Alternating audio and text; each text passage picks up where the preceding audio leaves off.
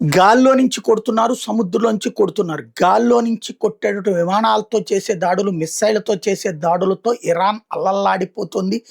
Oil కేంద్రాలు దెబ్బతిన్నాయి, డీశానిటేషన్ ప్లాంట్లు దెబ్బతిన్నాయి, అలాగే అణు కేంద్రాల దగ్గర దెబ్బలు తిన్నాయి, విమానాశ్రయాలు దెబ్బతిన్నాయి, అలాగే వాళ్ళ ఆస్తులు ధ్వంసమైనయి. టెహ్రాన్‌లో పెను బీభత్సమే జరిగింది.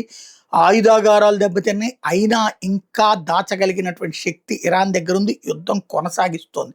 ఇదే సందర్భంలో ఇక కాల్బలం అంటే గాల్లో ఇంకో పక్కన ఆళ్ళ నేవీ 42 షిప్పుల్ని ధ్వంసం చేశారు. సబ్‌మెరైన్స్‌ని ధ్వంసం చేశారు. ఇయన్నీ జరిగినాయి. కానీ ఇంకా ఉంది. పెను యుద్ధం ముందుంది. ఇరాన్‌లోకి ఇప్పుడు భూదళాలు అంటే ఆర్మీ దిగబోతోంది.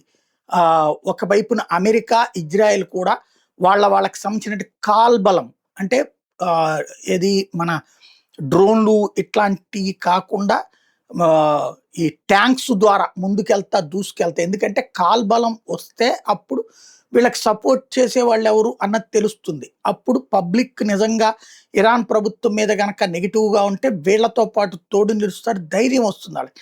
అలా కాల్బలం లేకపోతే ఒకవేళ కనుక వీళ్ళకంటే గూడా ఈ ప్రభుత్వానికి అనుకూలురు ఖొమైనీ అనుకూలురే ఎక్కువుంటే వీళ్ళ ప్రాణాలు తీస్తారు. ఏది నిజమన్నది తేలబోతోంది.